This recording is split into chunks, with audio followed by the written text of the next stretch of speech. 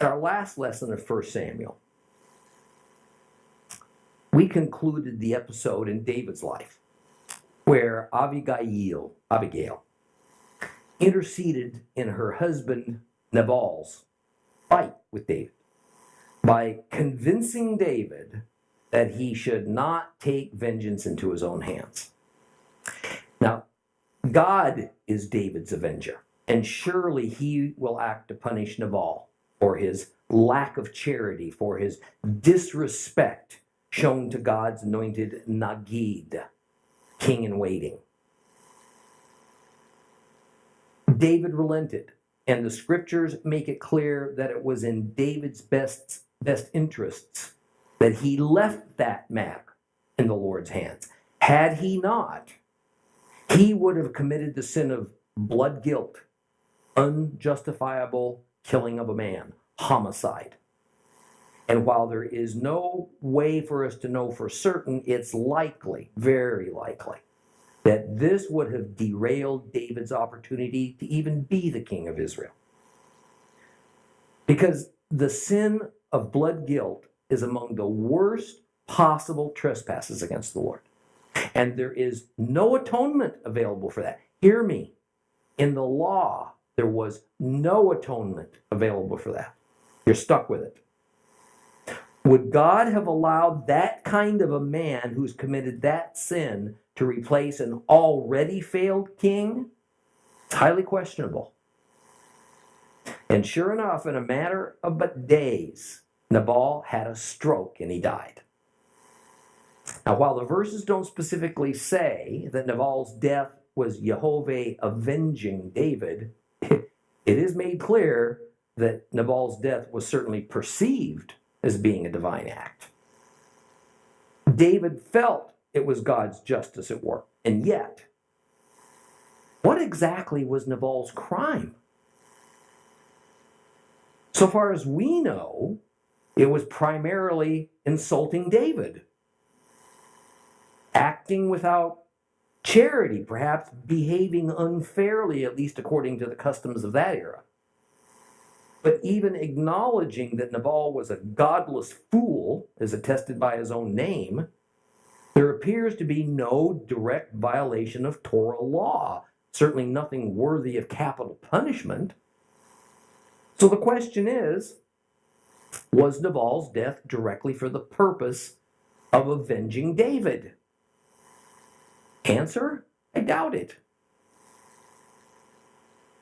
Nabal was just a wicked, an unsavory man, and apparently the Lord determined that his death would serve kingdom purposes more than his continuing to live.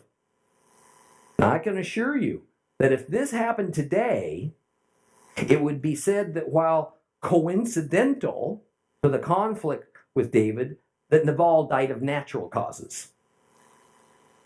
The Lord gives and the Lord takes away life at his own good pleasure. It is never out of serendipity, but it can be for reasons that are rarely apparent to the living. Think about Job. His puzzling over his many calamities, of his friends who were, they were certain they knew the causes. And then finally, the story reveals that God in heaven was doing battle with Satan concerning Job. And so Job's troubles essentially had little to do with something Job did or didn't do. See, this is an attribute of God that is among the most mysterious and bothersome and difficult to accept, and yet it's so. Knowing a good thing when he saw one, David sent messengers to Nabal's widow, Abigail, and he asks her to become his wife. She immediately agrees. And the same passage at the end of chapter 25 tells us two other things about David's marital status. First, he married another woman, as well as Abigail. Her name was Ahinoam. And second, King Saul spitefully took David's first wife, Michal, and gave her as a wife to another man, Paltiel. And since there was no divorce by David of Michal, essentially Michal was married to two men simultaneously. Now, whether Saul's rash act was the result of getting word of David's two new wives and then being offended by it, or it was just a way of severing official familial connections with David, we don't know the answer to that. It matters not, for the effect was the same. All hope now, because of what had transpired here. All hope of reconciliation between David and Saul was dead.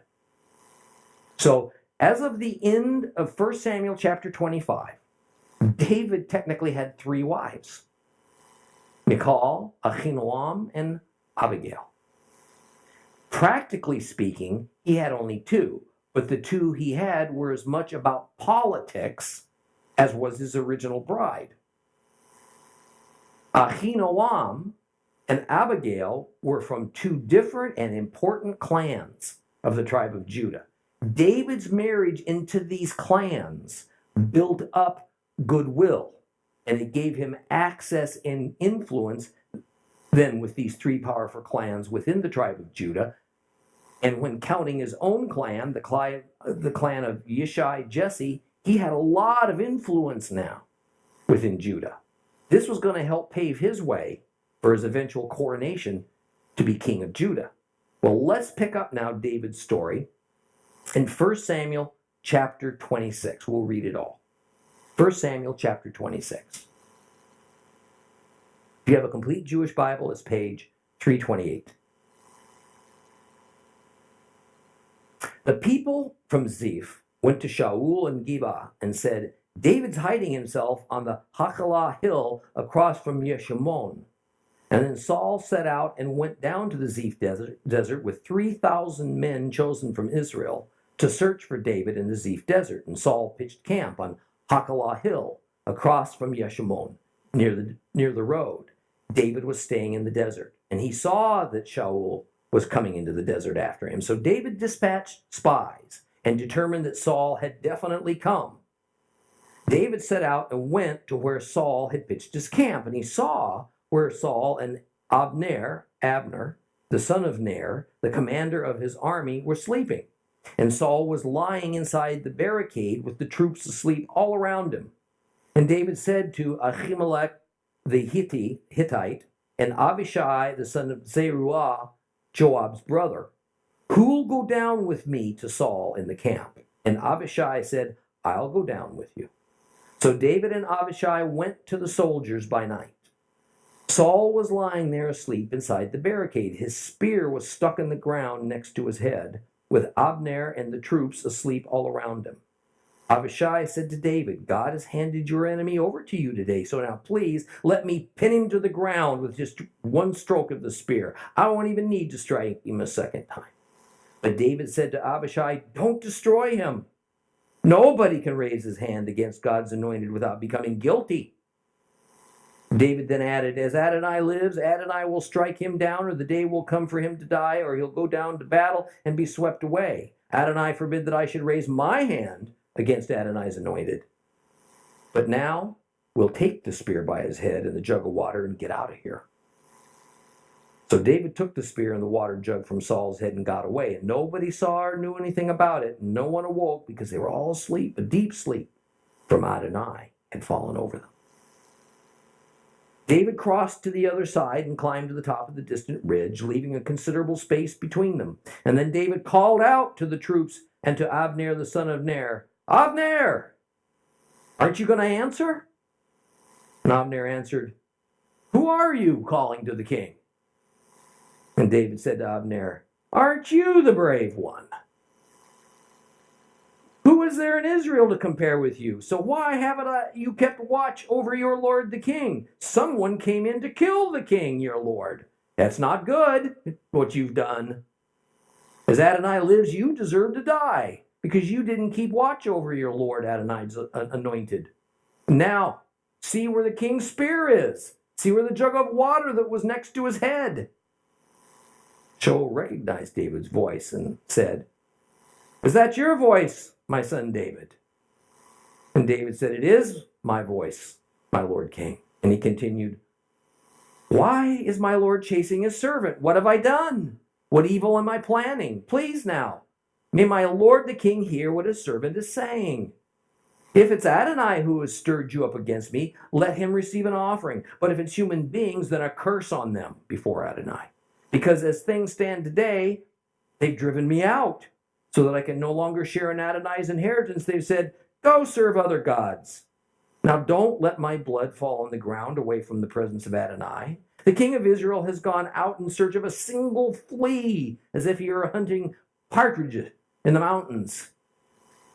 And then Shaul said, "I've sinned. Come back, my son David. I won't harm you any longer because you regarded my life as precious today. Yes, I've behaved like a fool. I was altogether in the wrong." And David answered, "Here is the king's spear. Send one of your men over to bring it back.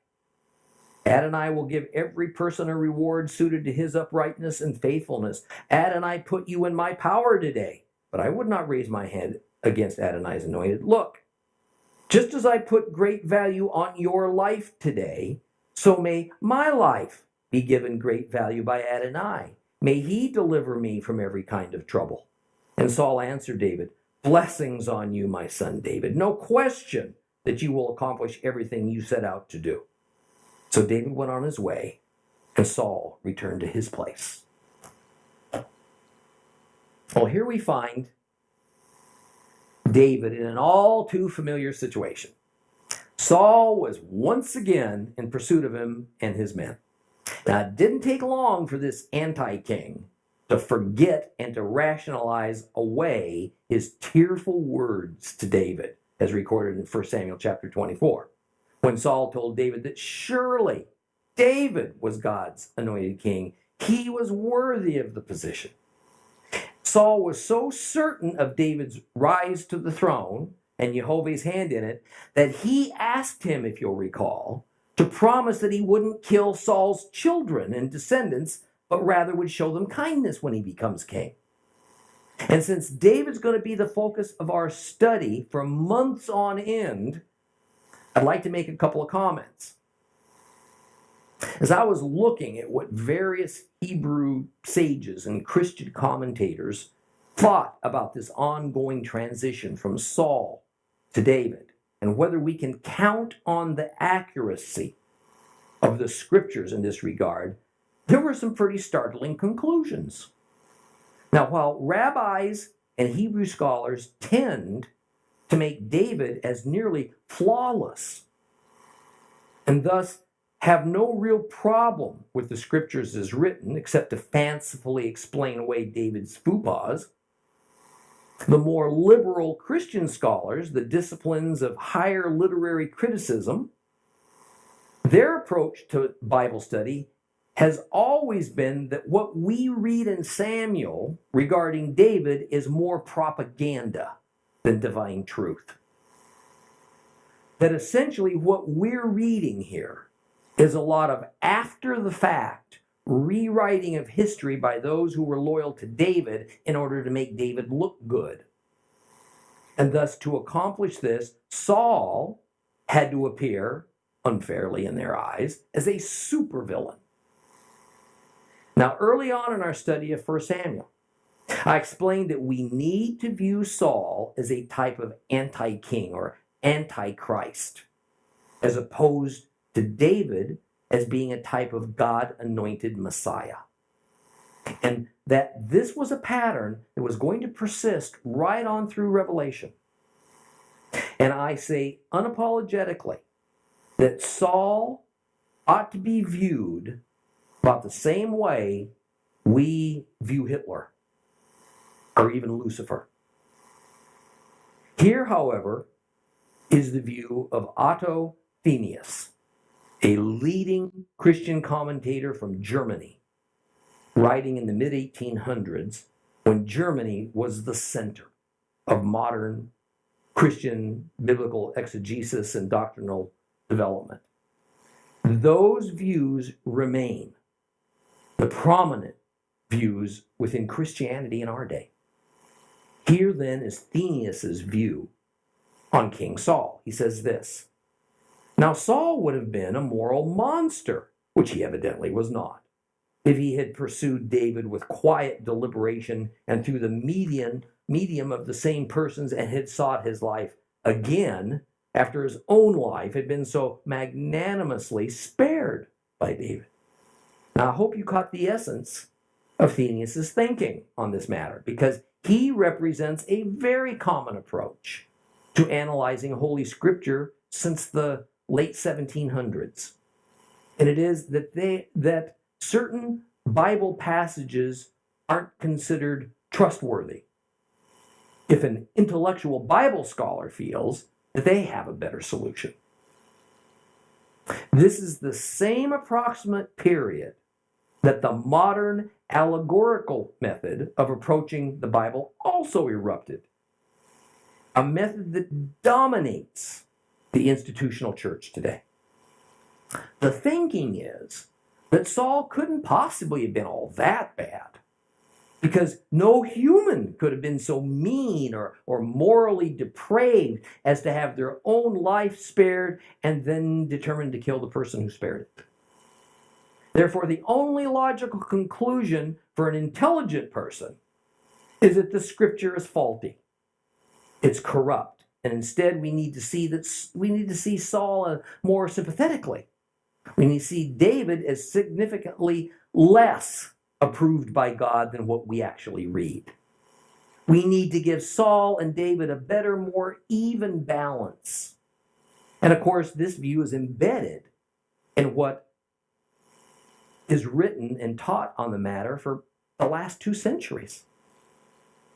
Not only is there no evidence to back up that kind of a view, but rather it revolves only around a learned scholar's personal views and agenda, but such a view has done great violence to the Bible itself.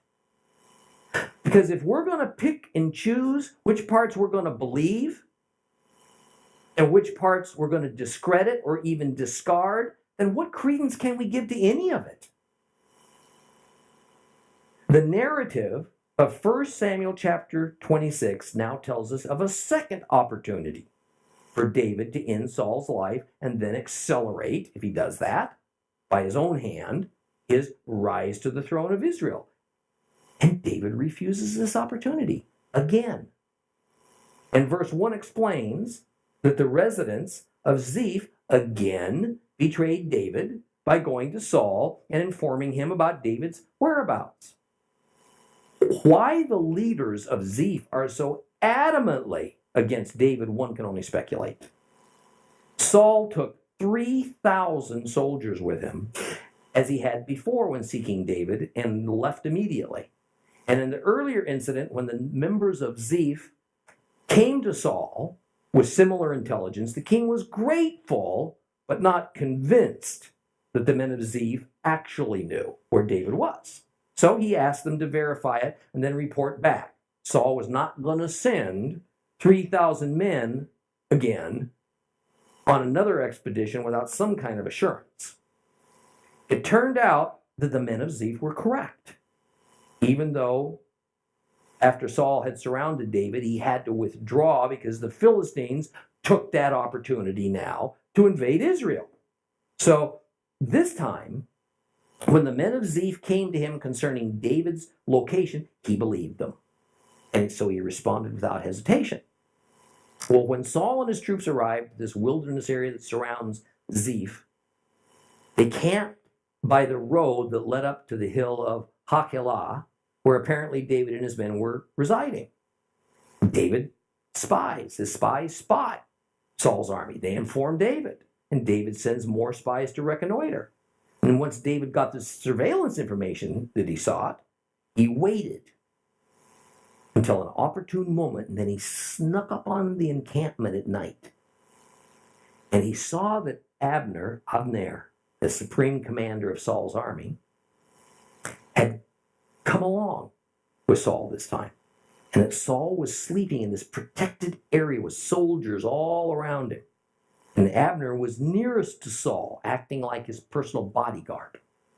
And in verse 6, David asks among his most trusted men who would go with him down to this enemy camp, and this fellow named Abishai volunteers. And we're told that Abishai, which means my father is Yishai or Jesse, was the son of Zeruiah, the brother of Joab. And as we might expect, Abishai was a close relative of David because it was customary and it was a lot safer to have your closest inner circle consisting of family members who, by the way, have a lot to gain by seeing you stay healthy. Thus, the name Abishai lets everyone know that he's part of David's father, Jesse's clan. Zeruiah was Jesse's daughter, David's sister. So Abishai was David's nephew. It's all in the family. Zeruiah was mother to Abishai, Joab, and Asahel. Abishai is commander of David's army. So naturally, it is he who can't refuse to go with David down to Saul's camp because the army commander is also the leader's chief protector. Now, why did David want to go down to Saul's camp? He changed his mind and now he wanted to confront Saul and finish him off? No, I'm sure that Abishai thought so. But David was still intent on proving his innocence to the king, as naive as all that might be. God blessed those intentions, as risky and maybe unwise as they were. The men that were supposed to be guarding Saul not only fell into a sleep, but we're told a deep sleep. We're to understand that it was the Lord who induced them into the soundness of sleep such that the normally super aware warriors would stir at the sound of a stick cracking. But at this point, they were oblivious to David and Abishai's presence in their camp. Noiselessly, these two creep closer until they stand looming over the king himself. Saul's spear, which had become his scepter, his symbol of reign and authority, was stuck in the ground next to him, with Abner, Saul's chief general, just inches away from him. Abishai naturally concluded that as unlikely as it is that they could even get this close to the king and still be alive, it could only mean that the God of Israel had his hand in this, and now he's turned King Saul over to them finally for execution. And in verse 8, Abishai essentially says, let me do it. I want to do it. I didn't bring this spear along for nothing. But he says that using Saul's own spear, he'd kill him in one stroke. There won't be need for a second stroke. But David stays Abishai's hands and he tells him not to destroy Saul because nobody can raise his hand against God's anointed king without becoming guilty himself. For David, Saul is still the king, the rightful God-appointed king. And he can't bring himself to have Saul killed because he sees that this would be an affront to God.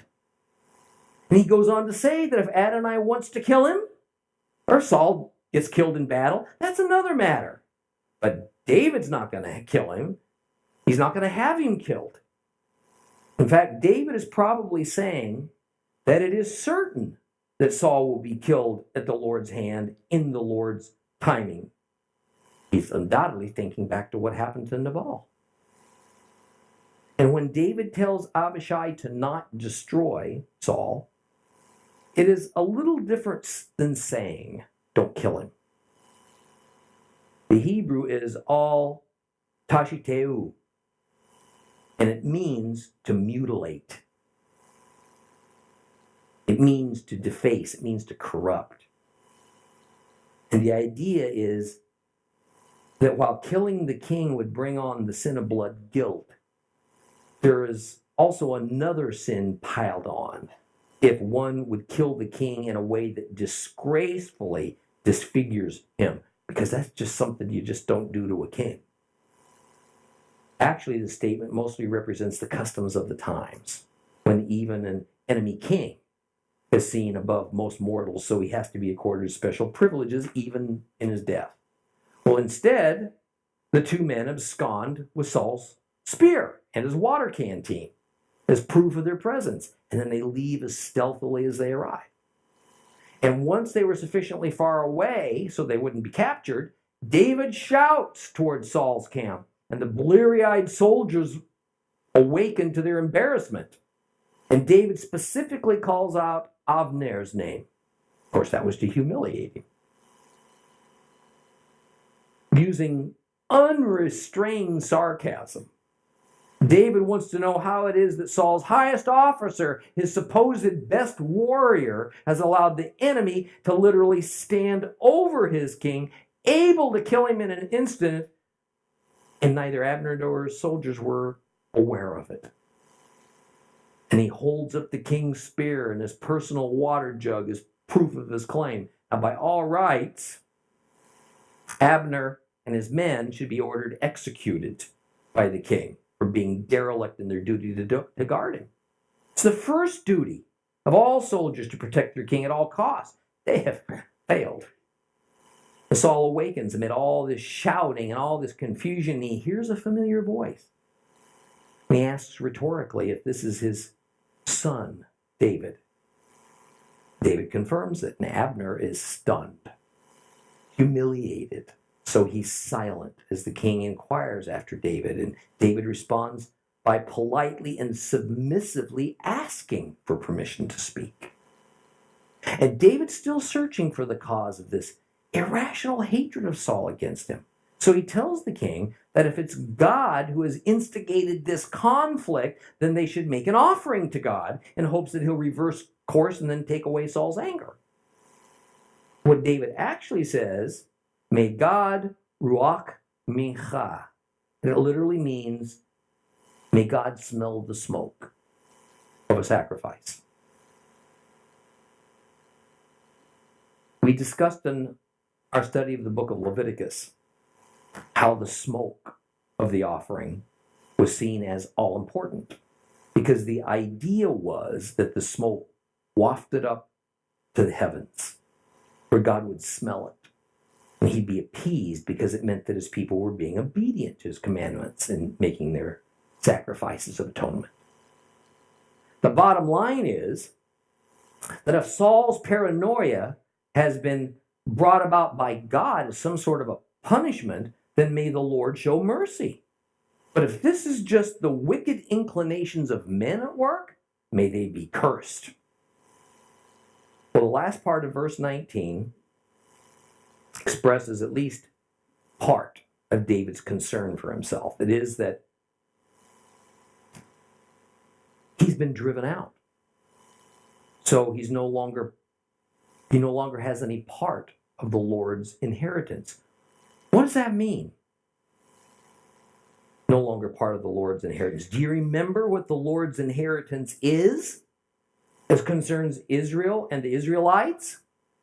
What is it? It's the land. It's the land. That's their inheritance. Every Hebrew's inheritance was the land of Canaan. So David is saying that because of this irrational, this unjust war upon him, he has now been denied the ability to live peacefully within the promised land. Thus, those who are doing this to him are essentially telling David, go and worship other gods. What has exile from the promised land got to do with worshiping other gods? See, we're dealing with an ancient superstition that still held that gods are territorial. And David and Saul believed that. Each nation had its own gods. And when you crossed a national boundary into another country, you left one set of gods behind and you came into the sphere of influence of the gods of that territory you just entered into. So if David was unable to live in Israel, Saul was after him, then he would have no choice but to live in some other nation and worship that nation's gods, since Jehovah had no influence anywhere but Israel. That was the thinking. So for Saul to unjustly chase one of God's chosen out of his own inheritance and away from God's presence actually amounted to a capital offense against the God of Israel, who owns the land of Israel and rules over them through a king. So David is saying he certainly doesn't want to die outside of Israel, away from God's presence. And even this had to do with the ancient mindset of ancestor worship and what happens after you die. Well, the last few words of verse 20 lose their meaning when translated into English.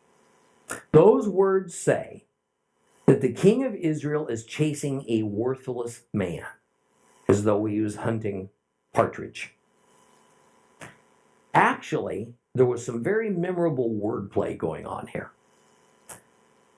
And let me see if I can explain it in a brief fashion. The Hebrew word for partridge is hakoreh. Hakoreh. And it literally means the caller.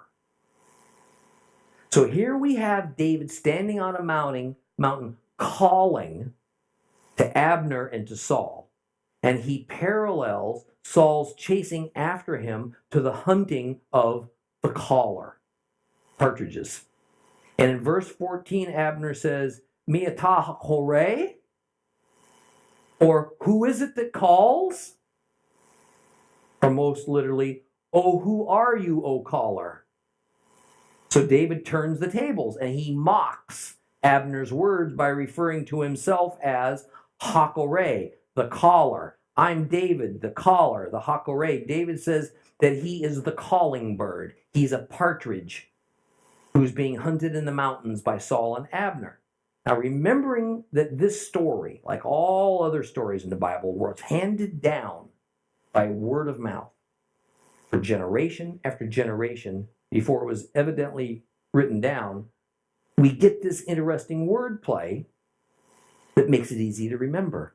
It was undoubtedly a highlight of the story of this adventure, and no doubt it had to bring on laughter from the audience as they sat around a campfire retelling this story to one another. Well, reminiscent of their encounter in En Gedi, Saul turns all mushy on David. And he calls him his son. And he pleads with him to come on home to the king's palace. Right. He promises he's not going to do any evil to David anymore. And that once again, David has proven his loyalty by sparing Saul's life. David has figured out that Saul's words mean nothing. So basically, his response just ignores Saul's offer. David instead offers to return the king's spear, which is essentially Saul's royal scepter.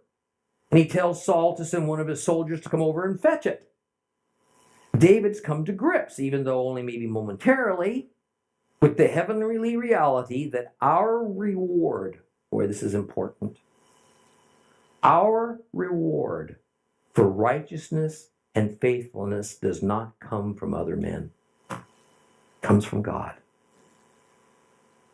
Now, while it ought to be reasonably expected in this situation that Saul would return good for good, in reality, the only guarantor of receiving a blessing for our righteous behavior is God in heaven. And that may not even come in this life, maybe later. This foundational but critical God principle is found in the New Testament in a number of forms. For instance, Matthew 6, 1 through 4. Be careful not to parade your acts of tzedakah, righteousness, goodness, mercy, in front of people in order to be seen by them. Because if you do, you'll have no reward from your Father in heaven. So when you do tzedakah, good deeds, don't announce it with trumpets to win people's praise like the hypocrites do in the synagogues and on the streets. Yes, I tell you, they have their reward already. But when you do good deeds, don't even let your left hand know what your right hand's doing. Then your tzedakah will be in secret. And your Father, who sees what you do in secret, will reward you. Romans 2:7 says, to those who seek glory and honor and immortality by perseverance in doing good, he will pay back with eternal life. Saul has the final word. He actually bestows a blessing, a barakah, upon David, and says that whatever David undertakes, he's surely going to achieve.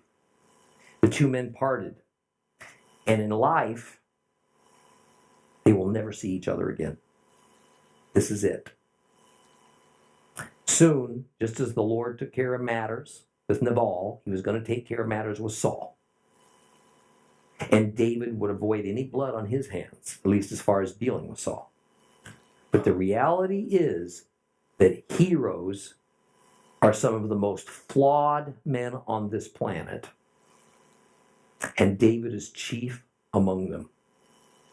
This is going to be very well demonstrated now in the next chapter.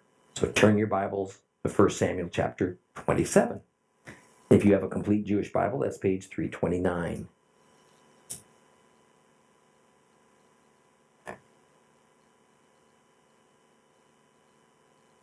But David said to himself, one day Saul will sweep me away. Best thing for me to do is to escape into the territory of the Philistines. And then Saul will give up trying to find me here or there in Israel's territory, and at last I'll be free of him. So David set out with his 600 men, and he passed on to Achish, the son of Maok, king of Gath. David lived with Achish, he and his men, each man with his household, including David with his two wives, Ahinoam from Yisrael and Abigail from Carmel, Nabal's widow. Saul was told that David had escaped to Gath, whereupon he stopped searching for him. Well, David said to Achish, if you're now favorably disposed towards me, let me have a place to live in one of the cities in the countryside. Why should your servant live in the royal city with you? That very day Achish gave him Ziklag, and that is why to this day Ziklag belongs to the kings of Judah. After David had been living in the country of the Philistines for a year and 4 months, he and his men began going up and raiding the Geshuri, the Gisri, and the Amaleki. From ancient times, these people had lived in the land in the direction of Shur all the way to Egypt. David would attack the land, leaving alive neither men nor women, but taking the sheep and cattle, donkeys, camels, and clothing, and then he'd return and go to Achish. And Achish would ask, where are you raiding today? And David would answer, against the Negev of Judah, or against the Negev of Yerachmeeli, or against the Negev of the Kenai. And the reason David spared neither men nor women to be brought to Gath is that he thought, we don't want them telling on us, saying David did so-and-so. That's how he conducted his raids for as long as he lived in the country of the Philistines, and Achish believed him. He said, David has caused his own people Israel to despise him utterly. He'll be my servant forever. Here's a chapter that shoots holes in liberal theologians' theories that most of the book of Samuel was written as propaganda to validate David's dynasty replacing Saul's. No writer or editor whose goal was to make David seem worthy, let alone perfect, would justify his position by including what we just read in Samuel 27, 1 Samuel chapter 27. If ever there was a time when David had the blood of innocence just dripping from his hands, and when his mouth was contorted with lies and deceptions, this is the one. But I think as we delve into this episode, you're going to see that it might even be worse than it appears at first glance. Something has shifted in David's thinking. It may have been that the encounter we read back in chapter 26 out in the Ziph wilderness, but it was probably equally as much that Saul had viciously, dishonorably given David's wife Michal to another man. It's hard to put into words the extreme injury and insult to David's honor that occurred with that act. Nonetheless, David no longer believed he could remain in Judah. So David concluded that Saul was going to hound him until one or the other of them was dead. So David took the drastic step of once again going to the Philistines, and he went back to the same place, Gath, where he had feigned insanity, but only a few years earlier to survive. But there's a difference. David first went to Gath as a lone fugitive. He was looking for sanctuary, for mercy. He was rejected. This time, he went as the leader of a substantial mercenary army, and he had something to offer. He could offer services to the king of Gath in return for a good living and for protection from King Saul. At least the king of Gath would divide and conquer, so to speak, by allowing David to come and stay. David was probably the single most influential force now within the tribe of Judah, and therefore within the territory of Judah. There is little chance that any clan of Judah would now give their full loyalty to Saul, a leader of the northern coalition of Israelites tribes. So Achish undoubtedly figured that the enemy of my enemy is my friend.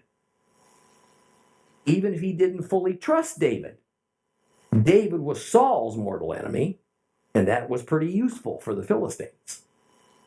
Judah would be more cooperative with the Philistines with David as an ally and as a resident, so they could focus their military assets on the remainder of Israel up in the north. Well, it seems that this time, Achish welcomed David, and he housed David and all of his small army in the city of Gath as his royal guests. And it's clear that David's two wives, Ahinoam and Abigail, went with him.